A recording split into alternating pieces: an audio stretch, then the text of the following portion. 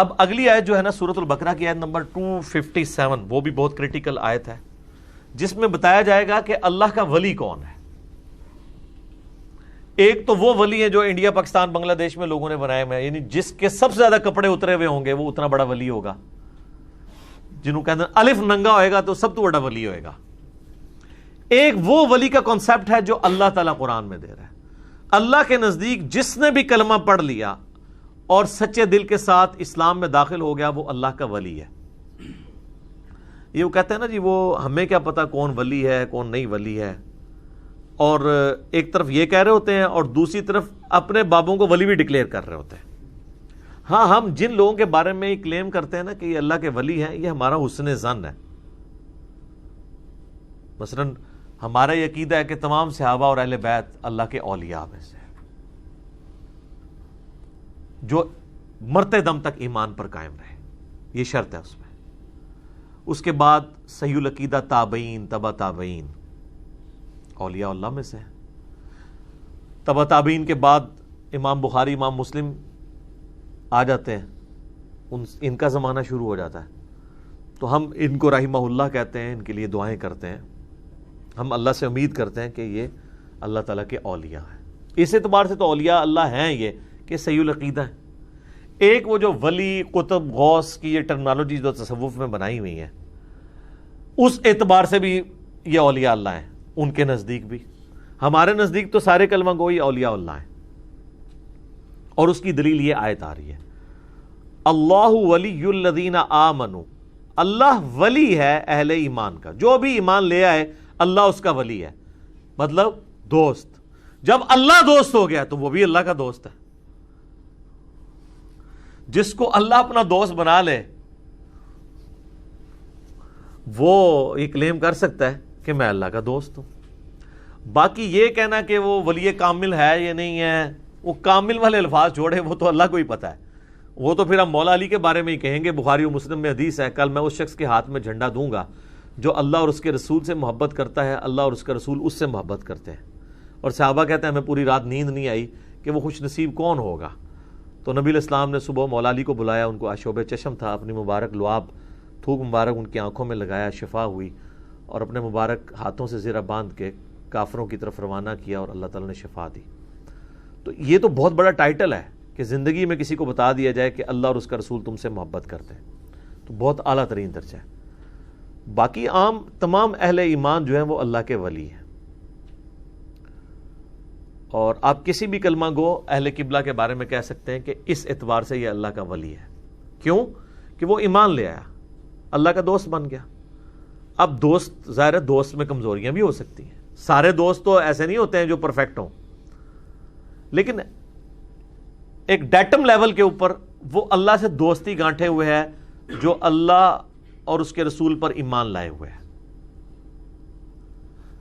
اور جو اللہ رسول پہ ایمان نہیں لاتا وہ شیطان کا ولی ہے۔ دنیا میں دو ہی اولیاء ہیں، یا اللہ کا ولی ہوگا یا شیطان کا ولی، تیسرا کوئی نہیں ہوگا۔ اب مجھے بتائیں کتنا ظلم ہے کہ اگر آپ کسی اہل قبلہ اہل کلمہ مسلمان کو یہ کہہ دیں کہ یہ اللہ کا ولی نہیں ہے تو پھر شیطان کا ولی ہوگا۔ اور اگر کوئی کہتا ہے نہیں یہ ولی کہنے سے مراد میری یہ ہے کہ ولی کامل نہیں ہے، یہ گناہگار بھی ہو سکتا ہے، ہمیں کیا پتا کہ اللہ تعالیٰ کوئی محبوب ہے یا نہیں ہے، تو سر وہ تو ہمیں پھر کسی کے بارے میں بھی نہیں پتا سوائے جن کے لیے کوئی سند نازل ہوئی ہے۔ ہم جن کو بڑے وثوق کے ساتھ بھی رحمت اللہ علیہ کہہ رہے ہیں، بڑے بڑے بزرگوں کو، ان کے بارے میں بھی ہم کلیم تو کوئی نہیں کر سکتے، اگرچہ ہمارے یعنی حسن ظن ہے اور ان کی خدمات ہمیں بتا رہی ہیں کہ یہ اللہ کے اولیاء ہیں جن کی یہ کتابیں رکھی ہوئی ہیں۔ تو آڈے تو پھر بھی میں ڈکلیئر نہیں کرنا، میں اینا دی گل کر رہا تو آڈے انتظار ہی نہیں رہا، یعنی جن کو میں کلیم کیے ہوئے ہوں، اور جن کو میں کلیم کیے ہوئے ہوں وہ واقعی اس اعتبار سے اولیاء اللہ ہیں کہ ان کو آپ بھی مانتے ہیں، ان کا کون انکار کر سکتا ہے؟ تو باقی کوئی بھی ایک جو مسلمان ہے وہ اپنے آپ کو اللہ کا ولی کہہ سکتا ہے۔ میں نے بھی کئی ویڈیوز میں کہہ دیا ان علماء سو کے بارے میں جنہوں نے میرے خلاف جھوٹے پراپوگنڈے کیے، تو میں نے کہا کہ صحیح بخاری کی حدیث ہے جس نے میرے ولی کے ساتھ دشمنی کی میرا اعلان جنگ ہے اس کے خلاف، تو اللہ نے دنیا میں انہیں ذلیل کیا ہے، تو کہتے ہیں اس نے دعوی ولایت کر دیا ہے۔ وہ میں دعوی ولایت تو اپنے مخالفین کے لیے بھی کرنے کے لیے تیار ہوں اگر ان کا عقیدہ صحیح ہو تو، کیونکہ جو اہل ایمان ہے وہ اللہ کا ولی ہے۔ تو باقی اگر آپ یہ کہتے ہیں کہ جی جو جن کو ہم اولیاء اللہ ڈکلیئر کریں گے وہی صرف اولیاء اللہ ہوں گے، تو وہ آپ نے جن جن کو ڈکلیئر کیا تھا ہم نے ان کی کتابوں سے گستاخانہ عبارتیں نکال دی ہیں۔ تو اب آپ خود فیصلہ کریں کہ ان کے بارے میں آپ نے کیا حکم لگانا ہے۔ اور اگر آپ کہتے ہیں نہیں یہ کتابیں تبدیل ہو گئی ہیں وہ خود اچھے تھے، تو انہی کتابوں کے ذریعے ان کا تعارف تھا، جب تعارف ہی ختم ہو گیا پھر اچھے برے ولی تو بات ہی ختم ہو گئی، بندہ ہی نہیں ایگزسٹ کر رہا۔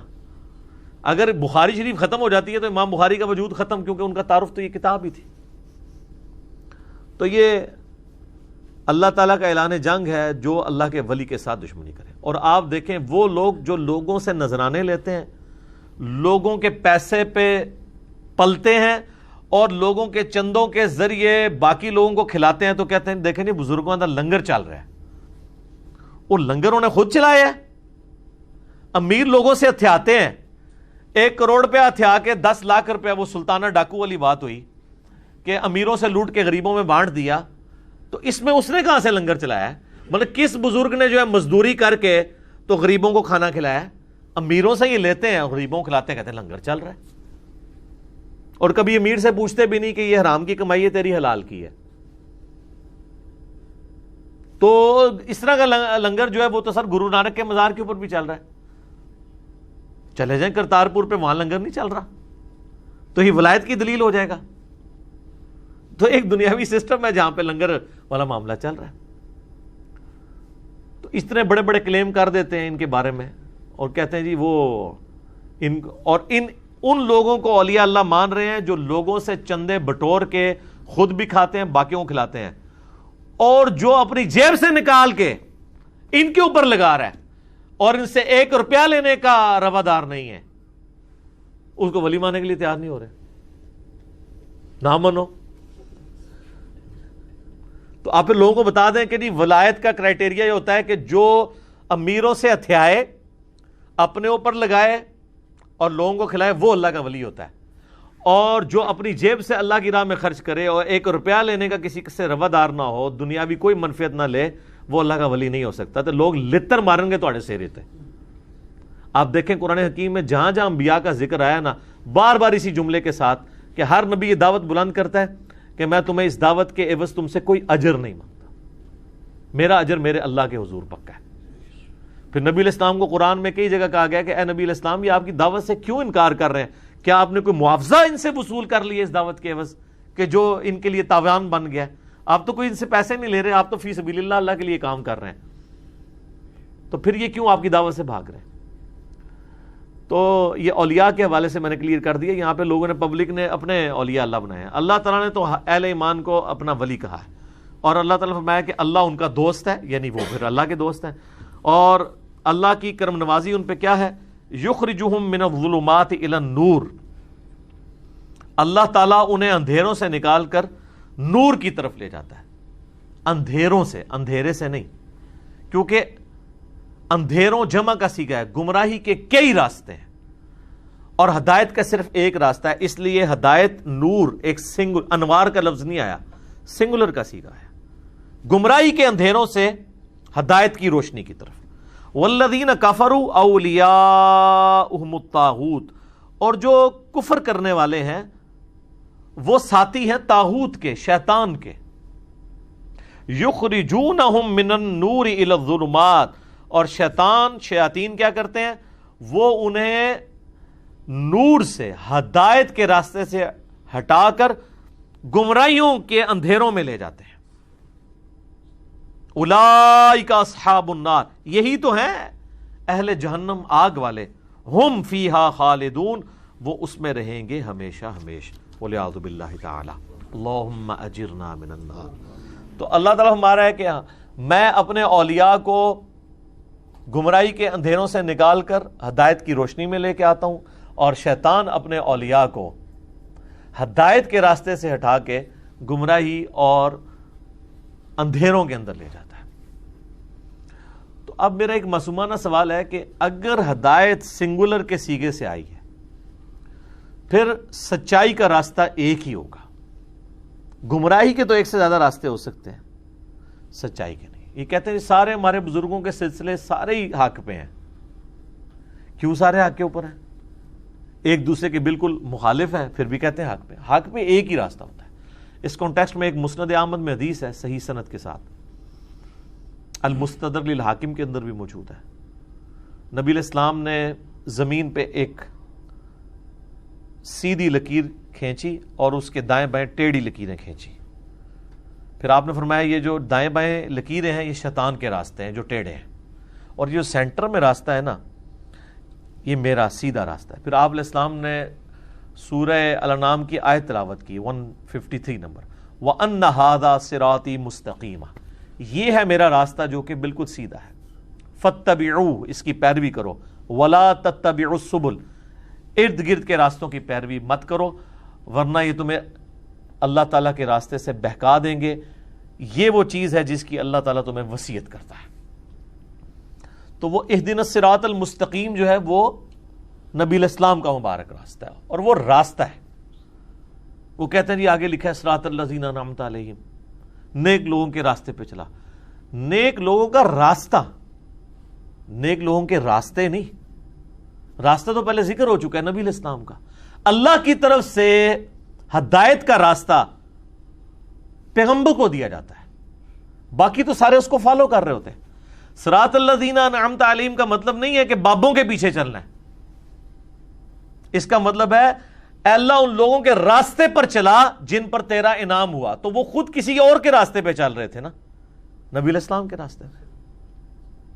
اہدنا الصراط المستقیم، جو کہ حضور کہہ رہے ہیں کہ میرا راستہ حق پہ۔ تو اس کا صحیح جو اپروپریٹ ترجمہ بنے گا کہ اے اللہ ہمیں سیدھے راستے پر چلا،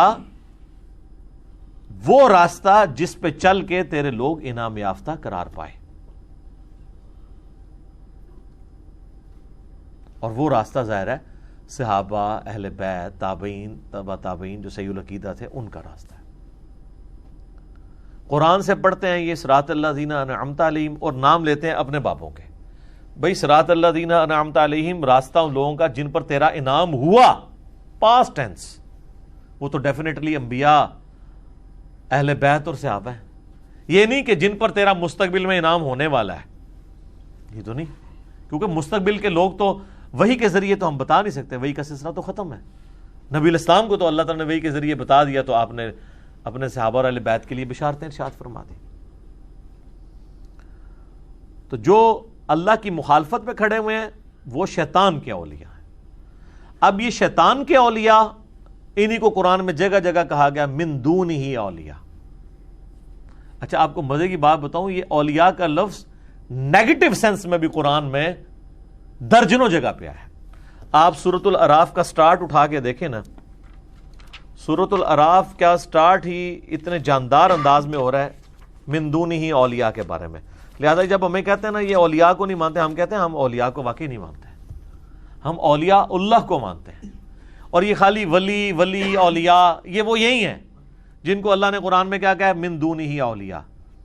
سورۃ الاعراف میں اللہ تعالیٰ نے سٹارٹ ہی میں فرمایا ہے آیت نمبر 3 کے اندر، اتبعوا ما انزل الیکم من ربکم، پیروی کرو اس کی جو تمہارے رب کی طرف سے تمہاری طرف نازل ہوا، یعنی قرآن۔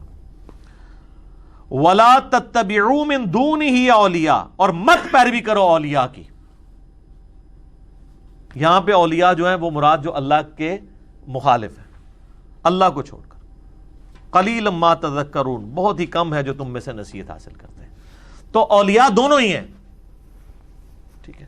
لہذا آپ کو اگر کبھی توریہ کرنا پڑے بابوں کے بارے میں، آپ کہیں جی ہم ان کے اولیاء مانتے ہیں، انہیں اولیاء ہیں سارے، اولیاء اللہ نہیں، اولیاء۔ یہ کہنا نہیں کہ اولیاء اللہ نہیں مانتے، ورنہ گھاٹا لا دیں گے تھوڑے۔ تسی کہو جی سارے ولیاں نو مننے، سارے ولیاں نو مننے، یعنی کہ وہ ولی نے، یعنی اسی مننے ہیں کہ بھی قارون، حامان، فرعون، ابو جہل، یہ سب دے سب ولی نے شیطان دے۔ یہ اگلا جملہ کہنے کی ضرورت نہیں ہے، ٹھیک ہے۔